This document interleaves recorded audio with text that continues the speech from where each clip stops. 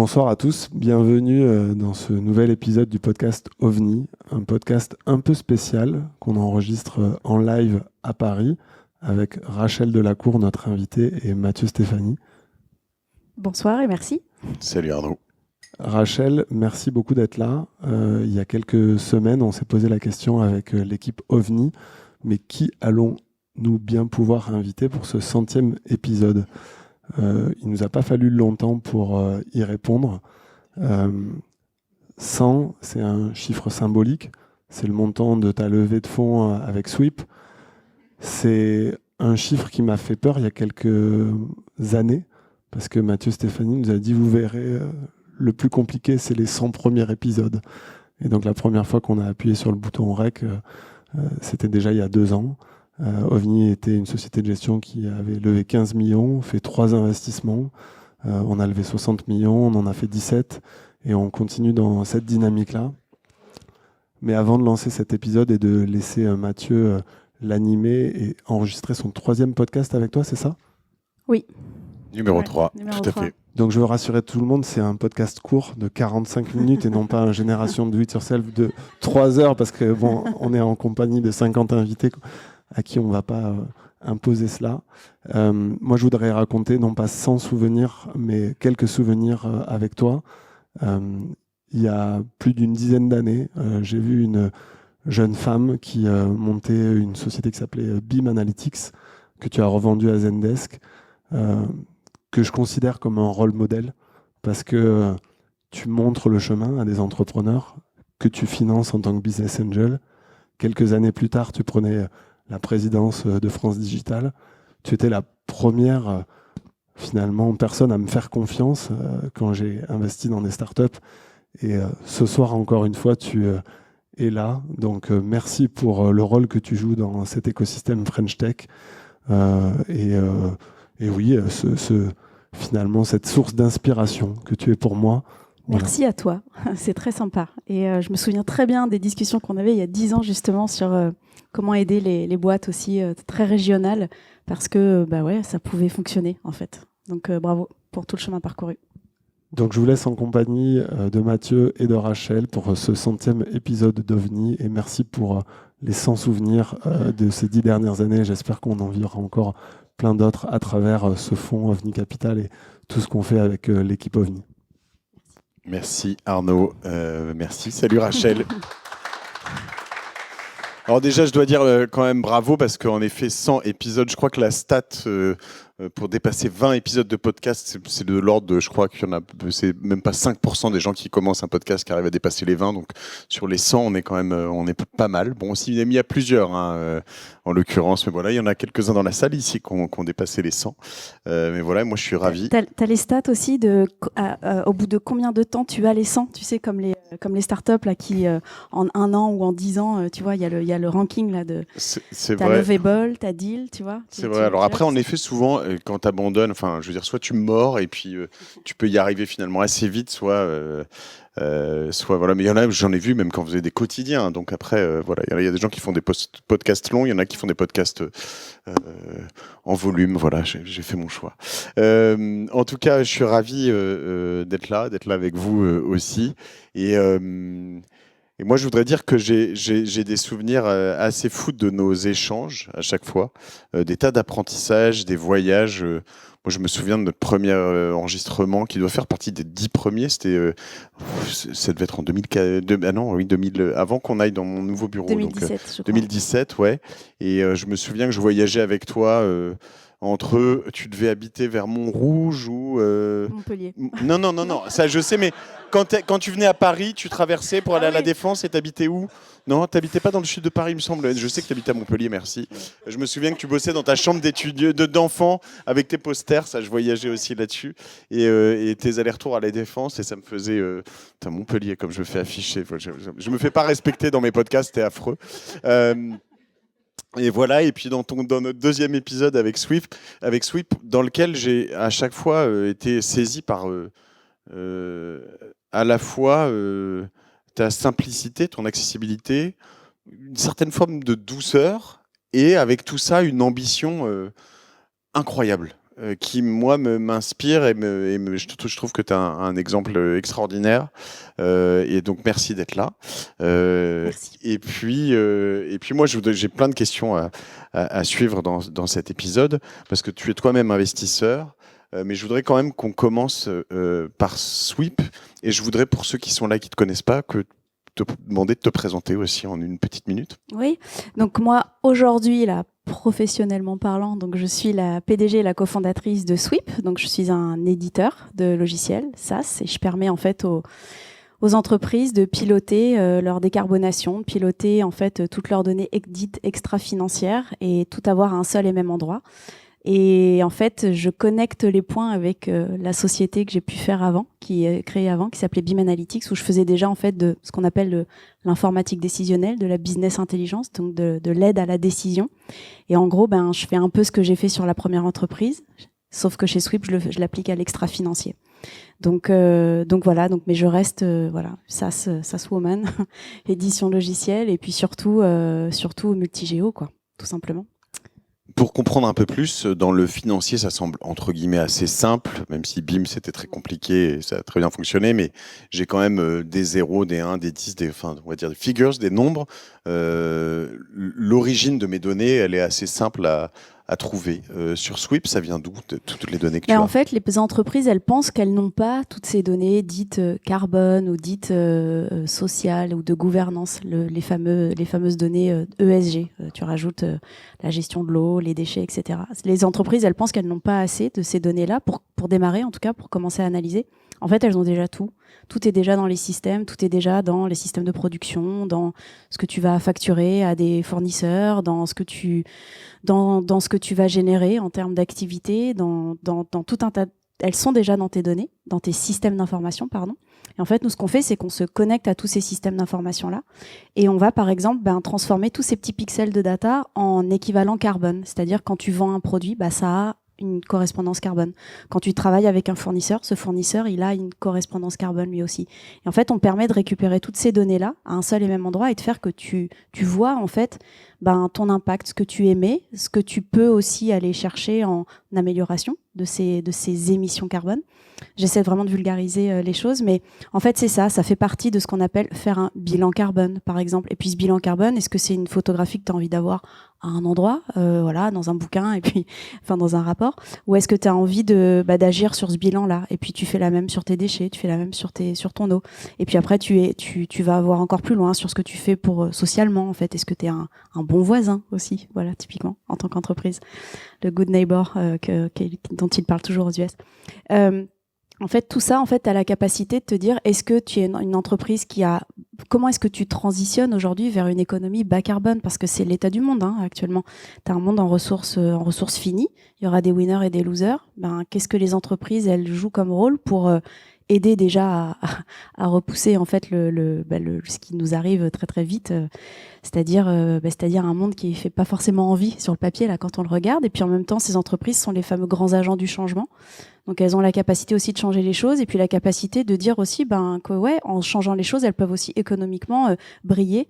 Il s'agit pas juste de survivre en fait dans ce monde-là, mais de briller en fait en tant qu'entreprise modèle. Et il y en a qui prennent vraiment le parti de le faire dès maintenant et qui agissent déjà et qui sont en capacité de montrer de très grandes choses qu'elles réalisent, quoi. Donc même et c'est vrai qu'en Europe et en France en particulier, on a vraiment d'excellents modèles d'entreprises qui ne nous ont pas attendus pour démarrer les choses, mais qui à un moment donné ont tellement automatisé à grande échelle que c'était plus du ressort juste de remplir des fichiers Excel et de passer par l'IT pour bidouiller un truc, quoi. Il fallait utiliser vraiment un logiciel. Quelles entreprises, par exemple? Là, nous, c'est vrai qu'on s'est positionné. Quand on a vendu la première entreprise, on a eu le luxe aussi de choisir nos batailles, donc de la deuxième entreprise, et on s'est dit, si nous, on s'attaque pas aux grands agents du changement, qui pour le faire, quoi. On a ce luxe de pouvoir prendre pas ce temps, mais d'avoir suffisamment accès à tout un réseau pour aller adresser la complexité que sont ces grands agents du changement-là. C'est vrai qu'aujourd'hui, on travaille avec la SNCF, on travaille avec Orange, on travaille avec des grands retailers, des ADO, des Auchan, et puis aux États-Unis avec du Ralph Lauren, par exemple, avec du Burberry, ça c'est au UK. On travaille avec plusieurs FTSE 100, des Fortune 500, du CAC 40. On travaille avec des entreprises plus petites aussi. Mais en fait, toutes ces entreprises-là, tu te doutes bien que d'aller chercher dans les systèmes d'information, c'est ultra complexe. Et en fait, heureusement qu'on est passé par la première entreprise, parce que c'est toujours pas magique d'aller comprendre toutes ces données-là, mais au moins on a le mérite de pas être surpris. Et c'est déjà un edge en soi. Voilà. Mais autant je comprends le fait que quand tu vas analyser les dépenses d'une entreprise, par exemple, si tu prends des avions versus des trains, tu pollues un peu plus. A priori, ça c'est assez simple. Ouais. Mais comment est-ce que je sais si tes véhicules sont électriques, si tu consommes de l'électricité verte? Mais tout ça, l'entreprise, elle a déjà toutes ces informations-là. Elle paye des factures, cette entreprise. Elle a un système de procurement, d'achat. Donc en fait, tout est déjà répertorié dans les systèmes. Il faut juste aller chercher le bon point de données dans ces systèmes-là et comprendre que ce point de données-là, il veut dire tant en carbone, qu'il veut dire tant en acheminement de X, Y déchets, par exemple. Et ça, c'est... En fait, ce qu'on fait aujourd'hui avec Sweep, ce qu'on se dit avec mes cofondateurs, c'est que c'est vraiment beaucoup plus compliqué que la première entreprise, qui pourtant était sur des sujets finalement financiers, de monitoring, d'aide à la décision.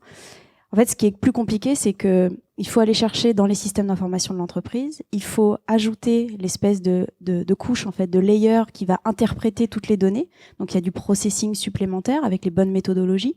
Là, pour moi, il a fallu que j'amène dans l'entreprise Sweep des sachants, en fait, des gens qui savent vraiment parler climat, qui savent parler sciences, qui savent parler les fameux knowledgeable personnes en fait que tu cherches à avoir, donc sur ces sujets, parce que moi je venais pas de ça. Donc on a marié la data et les gens qui viennent du climat. Et puis après, ce qu'il faut comprendre aussi, c'est que l'impact d'une entreprise, elle est liée à ce qu'on a... Alors, je vais pas rentrer dans les détails des différents scopes, etc., mais la manière dont tu vas travailler avec tes fournisseurs ou avec ton amont ou ton aval, en fait, tes choix vont vraiment impacter ton bilan carbone, par exemple. Et donc, il faut aussi que chez Sweep, on aille chercher la donnée dans les systèmes d'information de cette grande chaîne de valeur-là. Et c'est là où c'est compliqué. Mais moi, ça me plaît parce qu'en fait, ce gros challenge qu'elles ont les entreprises, c'est un challenge de data et c'est un challenge de réseau. C'est du network, en fait. Il faut aller chercher de la data. Moi, j'adore. Le numérique, pour ça, il n'y a rien de mieux pour connecter les points du Groenland à la Nouvelle-Zélande. C'est formidable.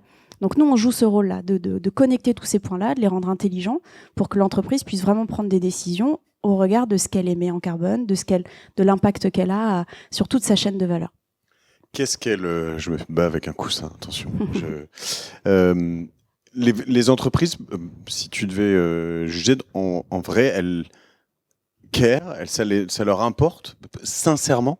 Est-ce que elles sont pas un peu obligées, soit par le législateur, soit par leurs clients, ou est-ce que vraiment ça vient de l'intérieur avec une envie, ou est-ce qu'on s'en fout après? Alors, il y a un constat, c'est celui que pour n'importe quelle entreprise, tu as un couperet réglementaire et un couperet réputationnel de base, très, très clairement. Et aujourd'hui, il y a un couperet de retour sur investissement. Ouais. Parce qu'en fait, aujourd'hui, la durabilité est vraiment mesurée et amène en fait ce qu'on va appeler un retour sur investissement aux entreprises qui la pratiquent depuis longtemps. C'est prouvé. T'as du Morgan Stanley, t'as du Bain Capital en fait qui continue en fait d'amener toutes ces statistiques là. Donc une entreprise qui ne care pas, en fait elle a possiblement ce couperet réglementaire. Il y a quand même tout un cadre réglementaire dans le monde entier, même si on parle de diluer un petit peu tout ce qui se passe en Europe, n'empêche qu'il y a quand même des cadres réglementaires qui existent.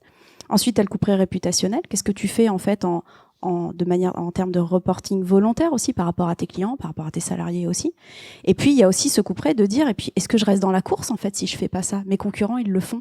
Donc à un moment donné, ceux qui décident de mieux se sourcer, d'aller chercher une meilleure matière. On est quand même dans un monde ultra fragmenté.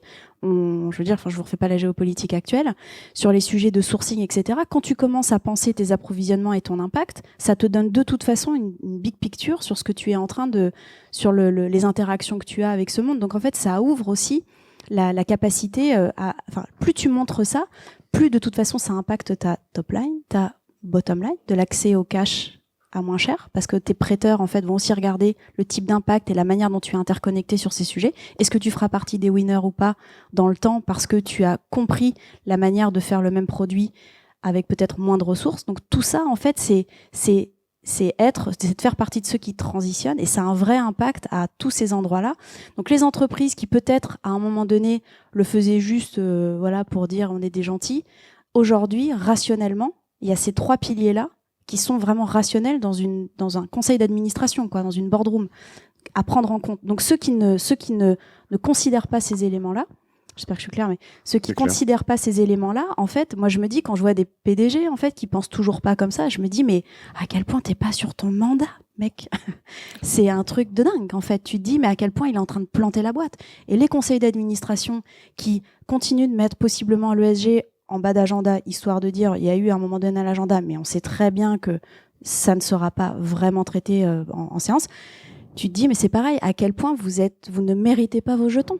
Rentrez chez vous, en fait. Non, mais c'est vrai qu'il y a... Vous n'êtes pas sur votre mandat qui est de faire... Tous ces gens-là doivent faire que leur entreprise dure pour toujours. C'est le mandat initial. Aujourd'hui, dans ce monde actuel, la durabilité, c'est pas la durabilité. Quand on parle de sustainabilité, durabilité, c'est pas être cool, c'est pas être gentil, c'est pas être green. On s'en fout de ça. Alors, revenons à l'étymologie, quoi. La durabilité, c'est de faire que ta boîte, elle dure pour toujours. Et si aujourd'hui, tu ne considères pas ces éléments-là, bah écoute, tu feras pas long feu. Mais je pense qu'il y a une bonne partie de l'humanité qui s'en fout que la boîte elle dure pour toujours. Ce qui compte, c'est c'est la croissance sur les prochaines années, le prix par action. C'est le cas de beaucoup de PDG ou de choses comme ça qui sont sur un mandat, ils ont 4-5 ans. Ouais, mais je veux dire, c'est un peu cynique, mais on retourne là-dessus aux États-Unis quand même très fort en ce moment. Alors oui et non, parce qu'en fait, moi aujourd'hui, les États-Unis, c'est quand même la première zone de nouveaux revenus chez moi et d'accélération de nouveaux revenus chez moi. Typiquement, là, tu vois, contre toute attente, on va dire. Surprenant, ouais. C'est surprenant parce qu'en fait, les entreprises, elles sont rationnelles, donc, et elles ont compris qu'il y a un retour sur investissement qui aujourd'hui est vraiment traduit, documenté par des grandes entreprises, enfin, d'autres grands cabinets de conseil, etc. Je veux dire, puis elles voient les voisins aussi qui commencent à communiquer sur du ROI. Le ROI t'es dans la cosméto, tu agis correctement, tu vois ton NPS, donc ton Net Promoter Score, qui grandit. Ça fait partie des éléments de ROI. Donc, juste pour te donner quelques exemples. Et en fait, ces entreprises américaines, qu'est-ce qu'elles font? Elles passent sous les radars du gros mot ESG, parce qu'elles n'ont pas envie qu'on les emmerde, hein, grosso modo. Mais qu'elles continuent de le faire. Donc en fait, c'est très silencieux, mais c'est fait. Je te dis pas que toutes les boîtes sont comme ça.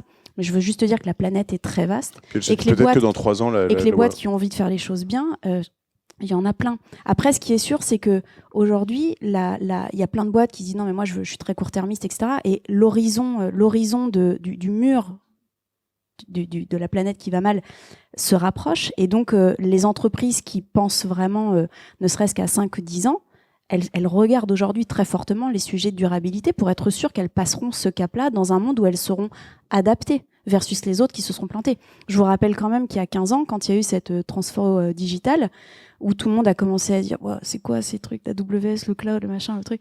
Enfin, ceux qui n'ont pas pris le tournant de digitaliser la fameuse transfo digitale, ceux qui n'ont pas pris le tournant, soit ils l'ont payé très très cher 5 ans après, mais genre très très cher, soit ils sont morts. Et en fait, c'est ce qui se passe aujourd'hui. Mais c'est vrai que c'est vécu par les entreprises comme une transition, une transformation, que c'est pas simple. Enfin, c'est les mêmes patterns. Il y a 15 ans, sur les sujets de transfo digital, moi, quand j'arrivais avec ma BI, donc mon outil d'aide à la décision SaaS, pur SaaS, what? C'est même pas on-premise installé? Bah non. On me disait, mais la data dans le cloud, mais n'importe quoi. Ouais, je sais pas. Voilà, l'avenir a prouvé que ça va un petit peu mieux. Et en fait, mais je parlais, on me disait, mais va voir le gars de l'IT qui gère la transfo digitale. Pardon, le gars de l'IT qui gère la transfo digitale. Mais il faut repenser vos business models, etc., etc. Ça prend du temps. Quand on a lancé Sweep, au début, c'était les personnes qui gèrent la transfo vers une économie bas carbone. Allez regarder, il y a la petite nana du marketing qui fait des rapports. Ou sinon, il y a peut-être le gars qui gère les déchets. Mais super. Donc, c'est le même pattern, quoi. Et entre-temps, t'as maintenant les CFO qui s'intéressent au sujet parce qu'en fait, il y a de plus en plus ce qui est demandé. Alors, je ne vais pas rentrer dans les grands détails, mais les consolidations statutaires qui veulent que le financier, les reportings financiers doivent matcher avec les reportings extra-financiers. Pourquoi? Parce que tout ça, ça fait sens pour une seule et même boîte qui doit s'adapter à ce qui est en train d'arriver. J'ai enregistré hier matin avec le CEO de Ikea Monde, Jesper Brodin, qui vient de lâcher son job pour un Espagnol, le premier Espagnol non suédois à gérer Ikea, qui me racontait qu'il était à Paris pour célébrer les accords de Paris, les 10 ans des accords de Paris. Il me dit, on se sent un peu seul. Il me dit, tout le monde s'en fout quand même. Il avait un peu ce sentiment. Ouais, et en même temps, tu vois, ça renvoie à ce qu'on voit à la COP, là, la COP 30 qui vient de se terminer, où tu te dis tout ça pour ça peut-être, mais en même temps, on se reprocherait tous de pas avoir ces grands rassemblements pour continuer d'en parler. Il y a quand même beaucoup de choses qui se font inter-COP aussi. Il faut pas tout attendre d'une COP, faut pas tout attendre d'une célébration d'un accord. Il y a plein de choses. Enfin, il y a entre aujourd'hui et il y a 10 ans, le nombre d'entreprises qui reportent en fait sur ces données-là, qui ont pris conscience, qui ont mis en place une nouvelle manière de se sourcer. La SNCF aujourd'hui, il se source avec un acier plus vert qui coûte moins cher. C'est plus vert et ça coûte moins cher. Tu vois, ce que je veux dire, c'est qu'il y a quand même eu beaucoup de... Ça ne va jamais assez vite, très clairement. C'est la fameuse tragédie des horizons, là. Mais lui, il me dit qu'ils ont fait 25% de croissance sur les 10 dernières années et 30% de carbone en moins en valeur absolue. Pas en valeur relative par rapport aux 25. C'est super. Voilà. Donc, ils ont réussi à baisser leurs émissions de carbone de 30%, malgré une croissance de 25%. Exactement. Et donc, ça, il m'explique, j'ai halluciné. C'est-à-dire qu'il me dit, à un moment, j'ai réalisé qu'on était un des plus gros producteurs d'énergie en Europe. Parce qu'en fait, avec leurs éoliennes, mais aujourd'hui, ils revendent, en fait. Ils produisent plus que ce et tu dont vois, ils ont besoin. Ils ont développé une diversification aussi de revenus. Et peut-être que ça fera un jour, peut-être comme un Amazon qui a démarré avec des bouquins, qui s'est mis à faire du cloud. Qui est hyper résilient. Et puis peut-être qu'un Ikea, ça deviendra en fait un fournisseur d'énergie dans le temps. Ils seront très contents d'avoir adapté les choses très tôt. Oui, c'est ça. Et le héros, il a tué très très bon. Bien sûr. Donc il est hyper content. C'est vrai qu'à la fois, quand tu vois des exemples comme ça, tu te dis, déjà quand il l'explique, qu'il l'aimait, tu te dis, ok, ça fonctionne. C'est-à-dire que ce que tu dis tout à l'heure, c'est un peu comme ton exemple et puis, du cloud. C'est quelqu'un qui t'a parlé retour sur investissement, qui a commencé à dire qu'au niveau de la marge, ça a des impacts, que ça impacte la top line, que ça impacte aussi, j'imagine très certainement, le NPS des consommateurs. Et tout ça, en fait, ça plus ça plus ça, si ceux qui continuent de dire qu'il n'y a pas d'intérêt à le faire, écoutez, en fait, on se revoit pas, et puis on prendra certainement votre place à terme, et voilà. Je pense que chez eux, ça semble, quand tu l'entends, ça semble très rationnel et pragmatique. Exactement. En plus d'être... La data. Aujourd'hui, si tu veux, cette data-là, elle parle, quoi. Elle parle dans les reports. Mais en parlant de parler, justement, quand le discours de fond qui est en train de venir, on le sent venir, la petite musique en France quand même un peu, après les États-Unis où en fait on te dit tout ça c'est faux, c'est des scams, c'est de la fake news, etc. Je pense qu'on a quand même aussi aujourd'hui une legacy, un héritage de ce qui s'est passé en 2015. T'as pas un peu peur ou tu t'entends pas des petites musiques ou des petites choses qui font que quand même à un moment on se dit même ces entreprises américaines qui continuent, elles sont encore sur la vague précédente, mais cette vague qui arrive là maintenant, elle pourrait quand même tout embarquer. Écoute, il y aura toujours des bons, des mauvais élèves, j'ai envie de dire. Après, c'est vraiment le côté, je te dis, quand tu es rattrapé par le sujet très rationnel en fait de création de valeur liée à ces initiatives chez le voisin, chez le compétiteur, etc. Enfin, par A plus B, quand tu vois que ça impacte ton taux de renouvellement de RFP. Parce que quand toi tu as dans les informations que tu donnes suffisamment d'éléments sur le sujet ESG qui finalement vont être importantes pour le client du dessus. Tu vois, pour avoir son sweep qui lui donne les bonnes données. Mais pour ton client donneur d'ordre, voilà, qui lui va pour X, soit il est convaincu par le sujet, soit il est en effet sous un coup près réglementaire. En tout cas, tout ça en cascade fait qu'à un moment donné, ce taux de renouvellement de marché ou ce taux d'accès à de nouveaux marchés est bien meilleur quand tu scores d'un point de vue ESG. Maintenant, le fameux backlash dont on parle, écoute, oui, assurément, il y en a, mais il y avait des réfractaires au changement, à la digitalisation. Il y aura toujours, et puis c'est très politique. Maintenant, la science se parle, et puis je pense que je reste optimiste sur le fait que tout ce qu'on voit quand même dans les news montre bien que les entreprises... Mais c'est compliqué de se dire à quel point c'est ta responsabilité. En tout cas, je pense que le consommateur, de toute façon, aura le dernier mot, quoi, in fine. Tu partages un peu tes chiffres Non, on les partage pas. D'accord. Non, on les partage pas, mais en tout cas, ce qui est sûr, c'est qu'on fait x2 tous les ans sur l'ARR. J'essaie de minimiser en fait la part que l'on fait en termes de services. Je veux vraiment qu'on rester en fait, d'avoir cet ADN très très fort d'éditeur de logiciels. Donc c'est très important pour moi de faire très attention et de pas devenir une boîte de consulting. Enfin ça c'est parce que tu peux vite tomber dans ces travers là. Donc non, et comme ça je protège énormément mes marges et en fait tu vois on n'a pas relevé depuis longtemps parce qu'on n'a pas besoin en fait. Parce que vous avez levé beaucoup aussi. Ouais, mais puis surtout parce qu'on n'a pas fait n'importe quoi. Non, évidemment. Avec cet argent. Vous avez combien de clients? Parce qu'il y en a d'autres qui ont dû relever beaucoup. C'est vrai. Ouais. Vous avez combien de clients? Là, aujourd'hui, on va approcher les 300, presque 400. On va être vers 370 Grosses clients, entreprises. etc. Plutôt très grandes C'est entreprises. quoi votre panier moyen? Pareil, j'en parle pas, mais il est sur de l'annuel, il dépasse, il est au minimum à 6 chiffres, ça c'est sûr, quoi. D'accord. Vous m'avez carbo là, c'est pas sympa. Je sais que tu te ferais pas avoir. Et comment l'IA dans tout ça, donc c'était un peu native aussi chez vous, Ouais. vous aviez vu, mais est-ce qu'aujourd'hui à un moment, je sais pas, nous, je vois les prouesses qu'on fait sur Lovable avec Christopher Ouais. ici présent, C'est génial. etc. Il n'y a pas un moment où tu as certains de tes clients qui se disent non, mais Sweep, c'est sympa, mais c'est quand même un peu cher, avec leurs 6 chiffres à l'année. Est-ce que à l'année ou par mois? Et est-ce que tu n'as pas un petit, des petites craintes là-dessus ou des gens qui développent leur truc dans leur coin? Écoute, l'IA, moi j'ai adoré aller en juin dernier. Il y avait un sommet IA organisé par des Français qui a fait venir à peu près toute la Silicon Valley. Ils m'ont fait halluciner de réussir oui, bien sûr. Raise, en fait, R-A-I-S-E. C'est ceux qui font la Paris Au Blockchain Louvre, Week. au Louvre, ouais. Et en fait, j'étais vraiment très surprise des personnes qu'ils avaient réussi à faire venir. Donc, il y avait vraiment beaucoup d'Américains. Et je pense que ça a donné le ton aussi. C'était genre, attention, en Europe, parce que regardez écoutez tout ce qui se dit. Et en fait, ce qui était vraiment intéressant, c'est que toutes ces personnes redisaient aussi l'IA forcément génial pour améliorer un maximum de choses. Maintenant, si t'as pas le content et l'expertise, c'est quand même compliqué de te positionner en fait et de venir complètement bouger les lignes. Il faut quand même que tu aies cette expertise et le métier et la compréhension de ce que le client veut.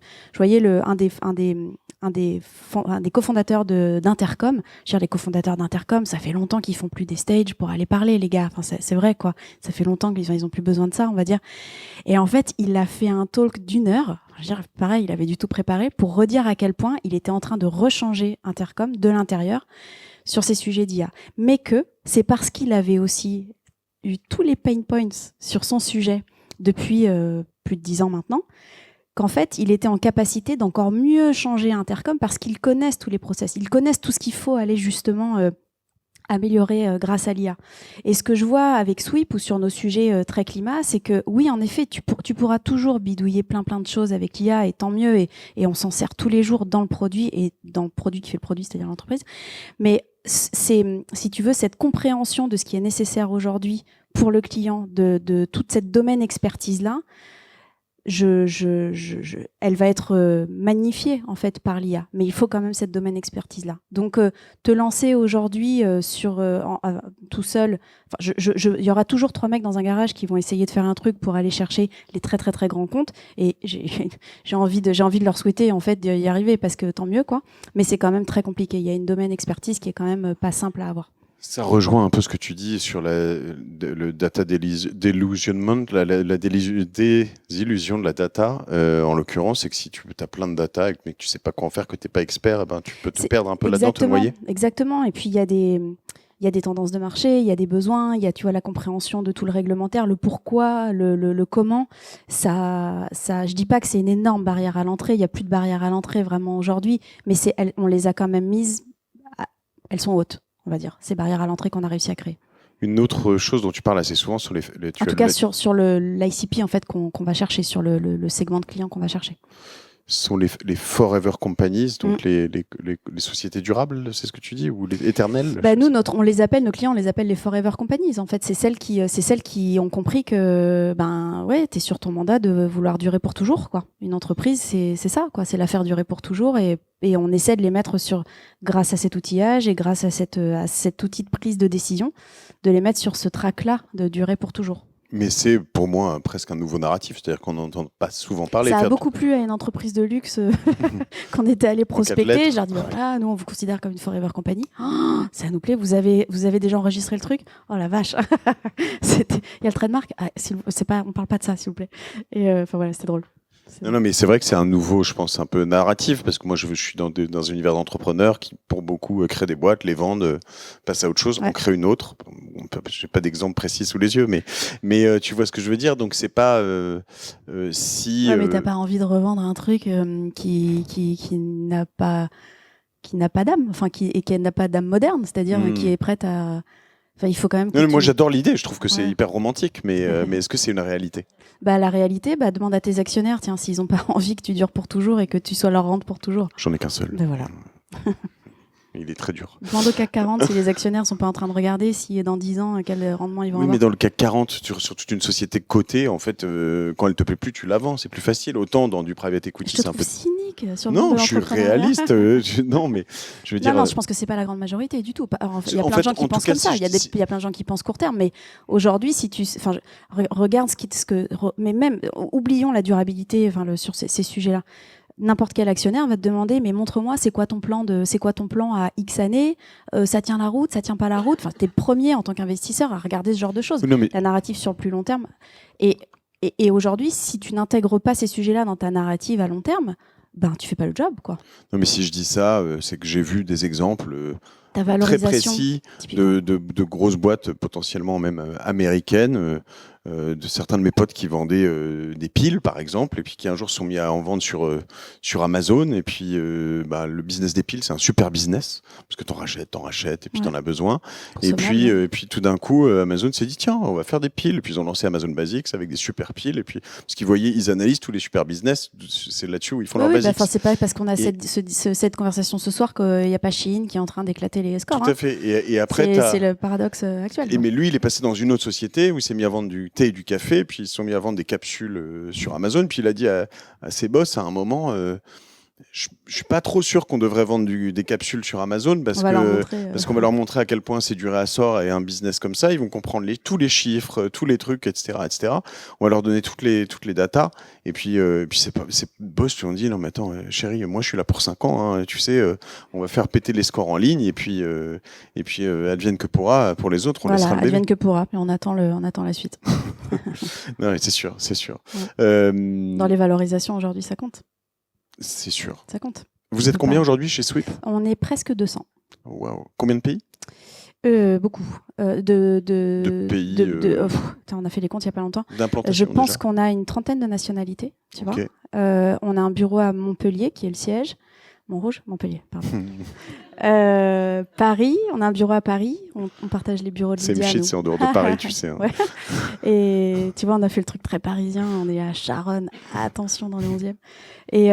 Et après, on est à Londres aussi. On a un bureau à Londres. On a une filiale à Londres et on a une filiale aujourd'hui à Denver, aux États-Unis. D'accord. Et après, j'ai du monde un petit peu partout, Danemark, Espagne, Allemagne. J'en ai aussi en Asie parce que quand on a racheté l'entreprise Conséquence qui faisait de l'IA sur nos sujets, il y a un peu plus de 2 ans, fin 2023, en fait, ils avaient pas mal de staff en fait qui étaient en Asie et qu'on a gardé parce qu'ils sont super. Où ça en Asie? Philippines principalement, une en Inde qui est super aussi, et des Philippins sinon. Moi, je reviens. Hyper éduqué, j'entends sur le sujet d'engineering en fait. On a halluciné. On revient de Chine où on a passé 2 semaines où on a vu une évolution hallucinante sur le green, mais hallucinante. C'est-à-dire que c'est choquant. Ouais. Ça fait même plus de bruit quand tu es dans Shenzhen, des îles en fait. C'est fou. Hein. Et tu es devant une route, vraiment une route avec 4 voies, 2 fois 4 voies. T'entends les pneus quand même évidemment, mais c'est vrai que c'est très très bizarre. Les scooters qui roulent sur les trottoirs, ils font pas de bruit, donc c'est emmerdant. Mais et puis c'est pas que dans les grandes villes, c'est-à-dire que tu vas au fond de la Chine, au fin fond de la campagne, t'arrives, t'es devant un restaurant dans lequel on nous a fait manger des asticots et t'as des chrysalides, merci, et t'as des chargeurs électriques. Enfin, c'est vraiment partout, bon, comme les trucs qui te prennent en photo aussi partout. Mais ils ont pas de legacy. Ils ont pas de legacy, c'est vrai, mais c'est plus facile de repartir sur du neuf. Là-dessus, est-ce que eux, ça les intéresse, toutes ces datas, ils les cherchent ou c'est juste un truc qui est imposé? Alors, nous, on est. Je dis pas que c'est je suis pas harcelée par les Chinois. On a quand même pas mal d'entreprises chinoises qui toquent à notre porte sur nos sujets. Moi, je ne veux toujours pas y aller en Chine parce que je l'ai fait sur la première entreprise et que ça a été un enfer. Pourquoi ? Parce que tu as toujours le sujet de, quand tu fais du SaaS, tu as toujours le sujet du grand firewall et que ça n'a pas changé et que il faut s'associer, il faut faire beaucoup d'on-premise et puis c'est là où le contrôle est très compliqué. Et ça n'a pas changé. Ou alors, j'ai pas vu les dernières recettes de certains éditeurs. C'est ce qu'on nous a confirmé sur le... Voilà, même mes batailles aujourd'hui, elles sont ailleurs. Je dis pas que je n'irai jamais, bien sûr, parce qu'il y a vraiment de quoi faire. Et puis, je pense ils peuvent nous apprendre beaucoup de choses. Mais ça fait pas partie de mes priorités là, à court moyen terme. On nous a parlé de cette petite porte à Hong Kong, en effet, qu'il fallait laisser ouverte de temps en temps. Ouais. Non, mais je l'ai pratiqué. Et pourtant, il y a longtemps, je pensais que les choses avaient changé, mais pas du tout. Ça a changé sur plein de choses, mais en effet, je crois pas là-dessus. Et Denver, pourquoi Denver ? Pourquoi Denver ? Parce que Kansas City. Parce que ma première... Attends, je te la fais très courte. T'as tendance à dire que tu vas aller faire un petit landing à New York parce que c'est plus simple pour l'avion, etc. quand tu y vas. Sauf que oui, pourquoi pas. Après, New York, ça reste un hub. En fait, les gens voyagent beaucoup, viennent passer une journée à New York pour le business, etc. En fait, on a évalué New York et puis c'est vrai que j'avais déjà en fait des personnes qui travaillaient aux États-Unis pour nous full time mais qui n'étaient pas encore rattachées à un siège et ces personnes-là étaient à Denver et en fait ça a été aussi une manière pour moi de un peu de les célébrer quoi, puis de les remercier que voilà, c'est un État démocrate aussi où il y a toute une population qui est plutôt j'entends des employés qui est plutôt encline à travailler pour des gens comme nous. Donc tout ça, en fait, les recrutements se font beaucoup plus facilement. Là, je le vois, on est déjà, on arrive à bien recruter, on va dire. C'est quand même moins cher que New York. J'ai hors de question d'aller à San Francisco parce que moi, j'ai jamais été une grande fan déjà. Et puis trop loin. Et puis depuis Denver, en fait, on adresse les deux côtes. Et puis surtout. On a réussi en fait à montrer on a réussi à démontrer qu'on pouvait vendre aux États-Unis depuis le UK.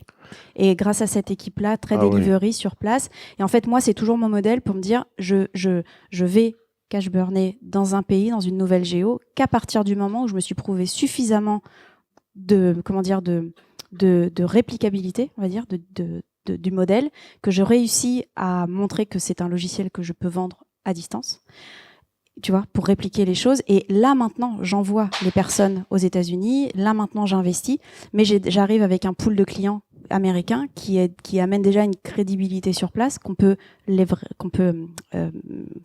utiliser en effet de levier. Et c'est ce que j'avais fait sur ma première entreprise avec BIM, où en fait, on avait ouvert un siège américain à Kansas City. Kansas City, je m'en souviens. Côté Missouri. Pas comme ça, si tu te souviens de la blague, pas les champs, la partie à peu près bien. Kansas City, il faut le savoir, tu devais diviser entre deux États. Pile, voilà. Et d'un côté, c'est le magicien d'Oz, il n'y a rien. Et de l'autre, il y a des buildings. Bon, c'est comme ça. On était dans les buildings.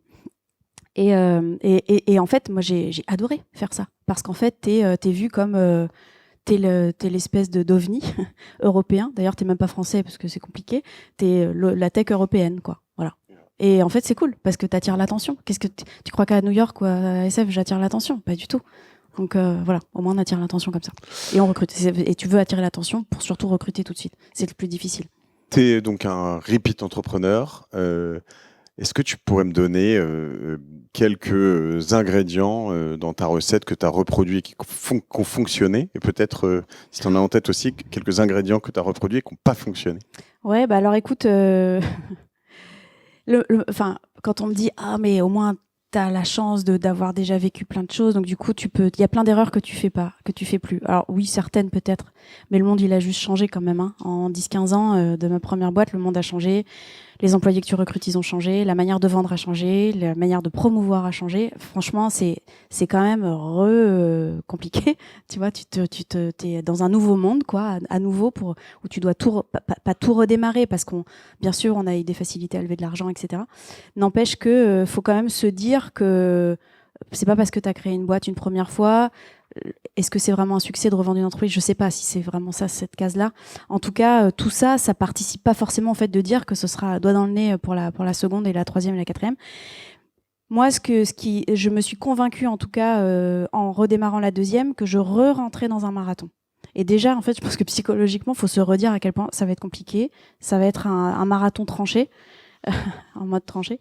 Et je pense qu'il faut se préparer surtout psychologiquement là-dessus, quoi. Parce que personne t'attend, en fait. C'est pas vrai ?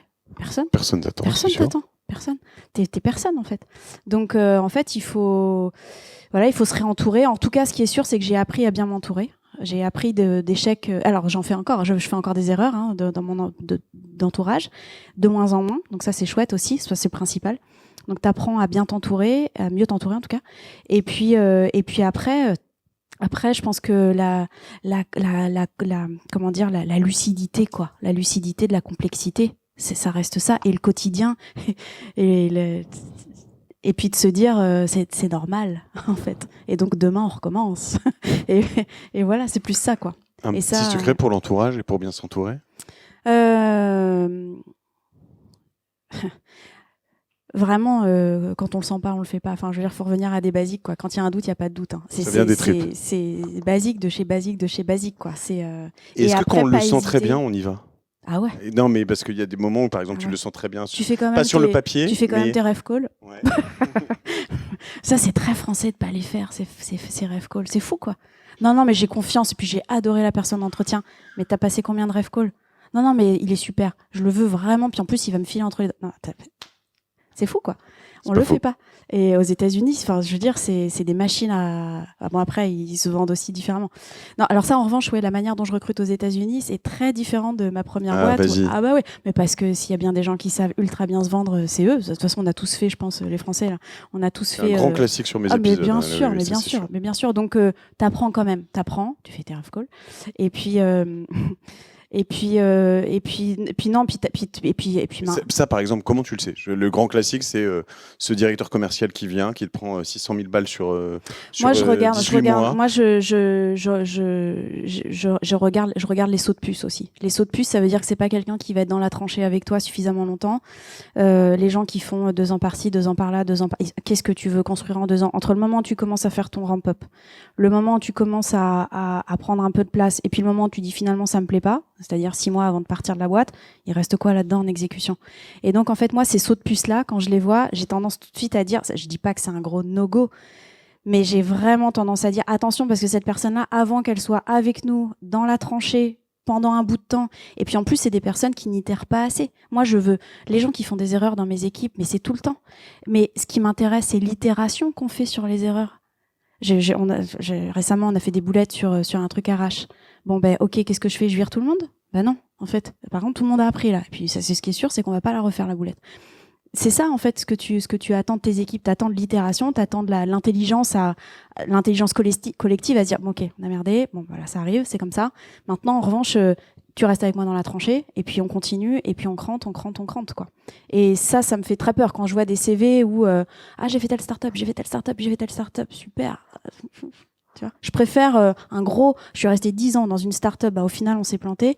Ok, on parle, quoi. Tu recrutes encore des très jeunes? Des jeunes deep? Je dois avouer qu'avec l'intelligence artificielle, quand je te parle de la domaine expertise, tu as tendance à privilégier des seniors que tu vas IAifier, je sais pas comment on dit. C'est un fait, c'est vraiment un fait, ça c'est sûr.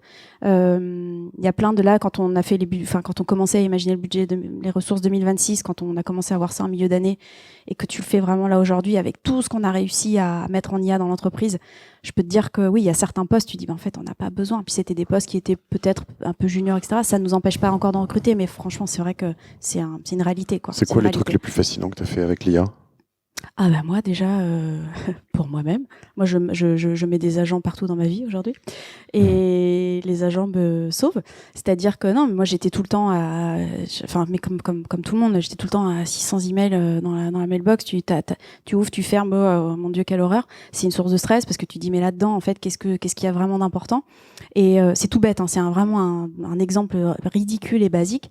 Je me suis fait une belle usine à agents en fait qui me regarde toute ma boîte mail, et en fait ça me trie en fait les éléments par priorité. C'est tout bête, hein, mon exemple. Hein. Tu le fais donc c'est quoi? C'est un ChatGPT agent branché sur ton Gmail? Alors nous on est très Dust dans chez Sweep. Dust à fond du sol au plafond. Là, j'ai plus de 92% d'adoption en fait de Dust au quotidien, mais vraiment costaud au quotidien dans toute ma boîte. T'imagines, c'est énorme. D'ailleurs, Dust nous aime bien. Dust est au milieu de l'IA, du code. Après, il faut qu'on fasse très attention parce que c'est pareil, c'est une très grande source d'émissions aussi. Cette IA mal consommée, donc on essaie de la rendre la plus responsable possible. Tu peux pas mettre de l'IA partout non plus. Et puis nous, on travaille avec des grands comptes, donc tu fais pas n'importe quoi avec ces datas-là. Donc, mais c'est bien parce qu'on apprend tôt en fait sur des gros sujets bien challenging d'utilisation de l'IA pour ces grands comptes-là. Et en tout cas, moi, aujourd'hui, quand je lance mes agents, ça me permet d'ouvrir mon ordinateur, de voir à l'intérieur de cette masse-là ce qui est vraiment important. Je vais tout de suite sur l'important. Ça me donne en plus le temps que je vais devoir traiter en fait par. Donc je sais exactement combien. Enfin, c'est une source de. En fait, le gain, c'est un gain de temps, ça c'est sûr, mais c'est un gain de paix d'esprit, quoi, surtout. Et ça a pas de prix en soi. De charge mentale. De charge mentale, ouais. Ça a pas de prix en fait.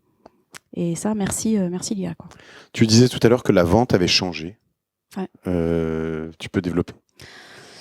Les canaux de, tu vois, tous tes canaux d'acquisition, tu vois, aujourd'hui, tu parles de moins en moins de search engine optimization, tu parles de, attends, c'est sur les, excuse-moi, sur les, ouais, et puis, attends, c'est GEO, attends, c'est ouais, voilà, c'est ça, attends, et le G, c'est pour General, excusez-moi, pardon.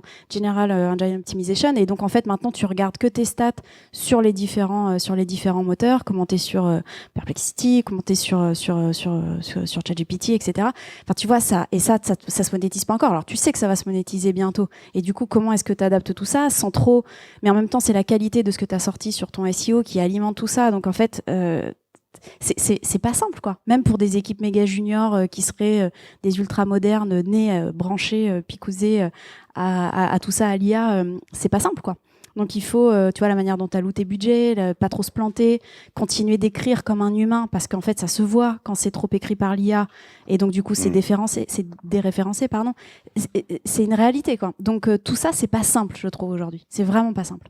Et c'est aussi passionnant, et c'est un challenge de dingue, quoi. Moi, je dis à mes équipes, regardez à quel point vos skills, même à titre personnel, à quel point j'espère que tous les outils qu'on vous met, alors, nous on a quelqu'un qui gère la transfo IA dans la boîte, hein, c'est son job, et c'est comme une personne, tu sais, que tu mettrais au programme, par exemple.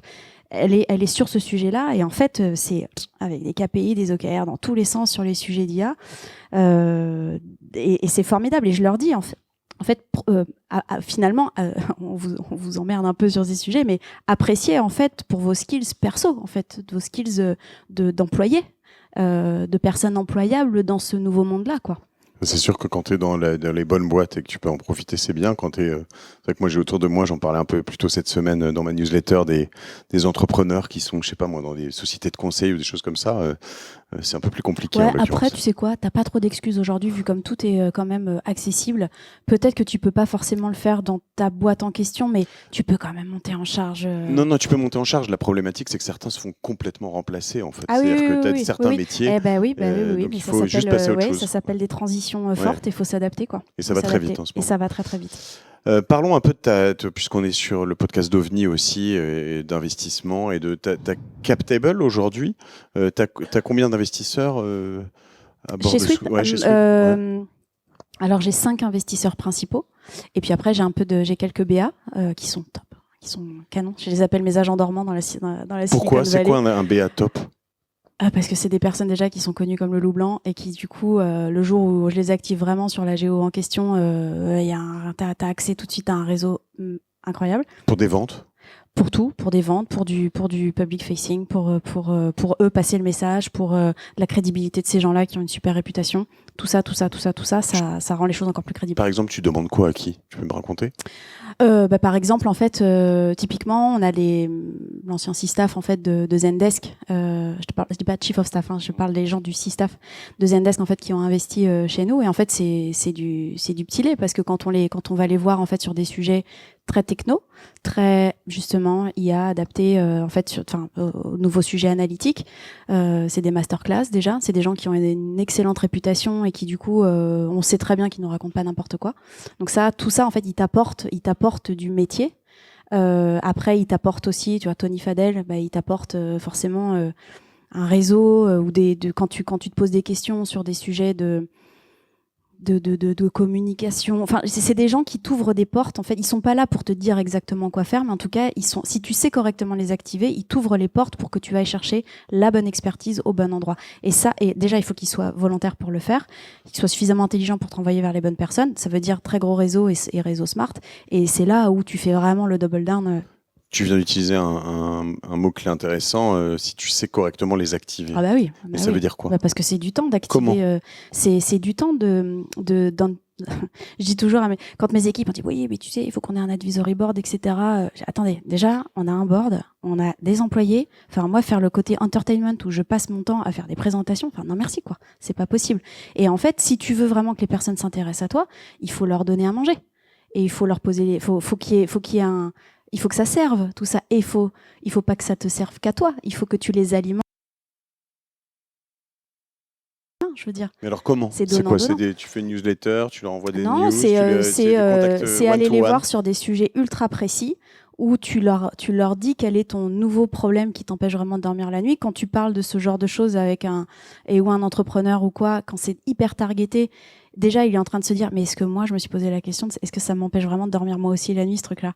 Est-ce que il n'y a pas des tendances qui sont en train de voilà. Et donc quand tu commences à les intéresser, en fait tu as une vraie réflexion qui se crée là. Mais si tu vas juste pour salut, ça va. Pour salut, ça va. C'est pas. Déjà, tu leur fais perdre du temps. Tu te perds ton temps déjà, surtout le tien.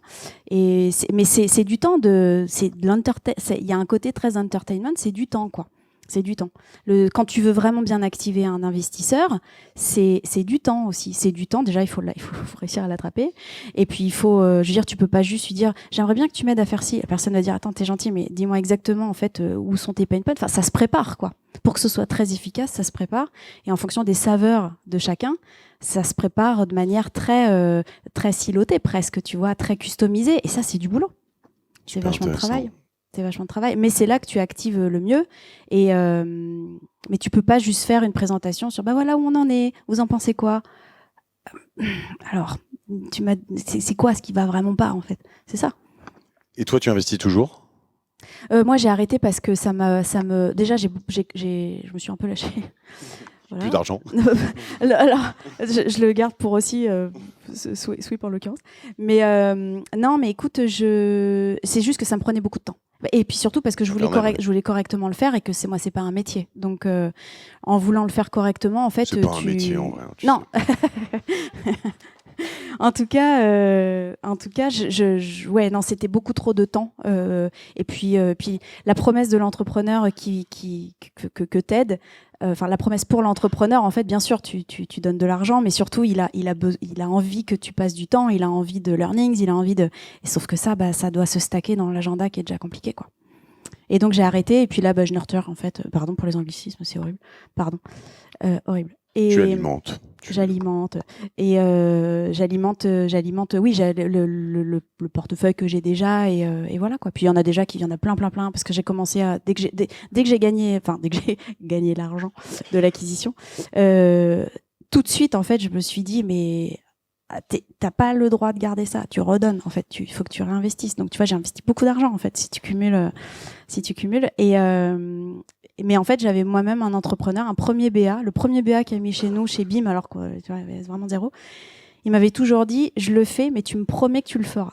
Il m'avait vraiment dit ça. Il m'avait dit, je te file 50 000 balles, ce qui était énorme pour nous à l'époque. François Legros, qui est décédé d'ailleurs très récemment. Il nous avait dit, voilà, je te donne. J'aime bien l'idée de faire ça. Ouais. Et je me souviens, on buvait un café, il me dit, écoute, je vais te donner un peu de sous.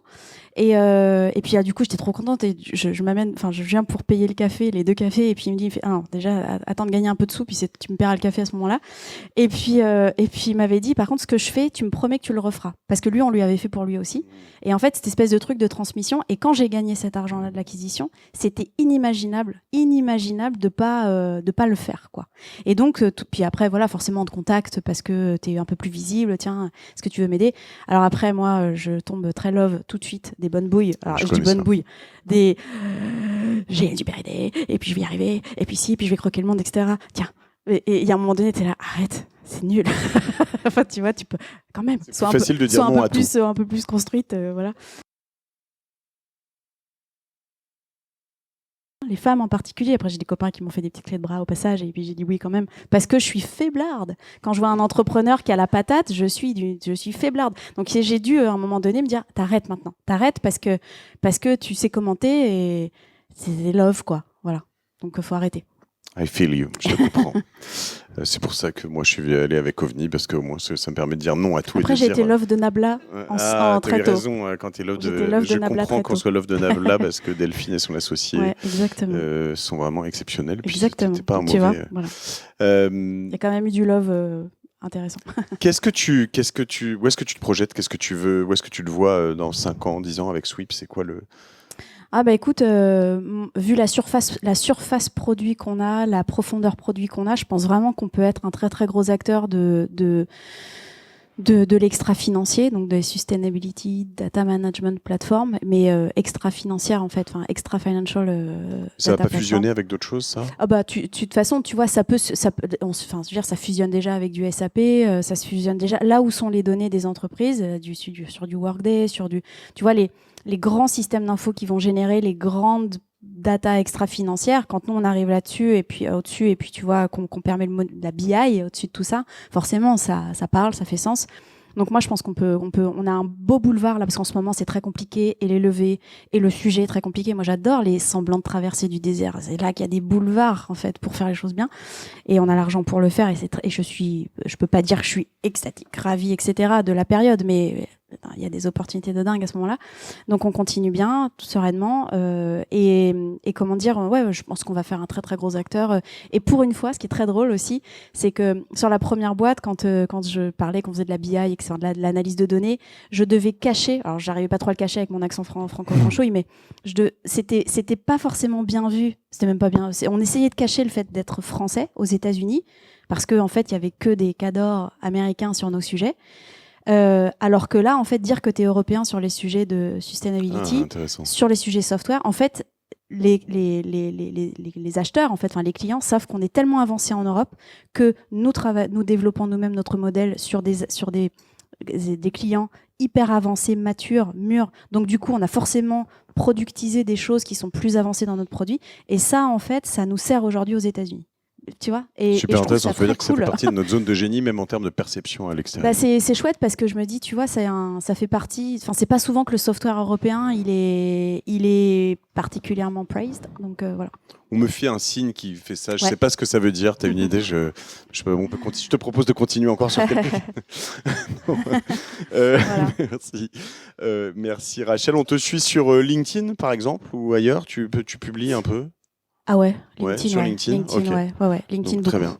Bah écoute, merci d'être venu pour ce 100e Avec plaisir, merci beaucoup. Merci à vous pour votre devenez abonné à vous à ce podcast et à notre chaîne YouTube aussi. Il y a pas mal de gens ici qui sont passés sur le podcast et qui nous ont rejoints avant, après, pendant. Et bravo à OVNI. Et bravo à OVNI, bravo à Thomas, Augustin. Bravo aux recrues, hashtag Marie Houtier. Marie, tout le monde. On a passé une bonne journée, Laure. Et puis on se rejoint pour le 200e, quoi. Voilà. Allez, merci. Merci beaucoup. Salut. Ciao. Et merci Jayan et Christopher pour la technique.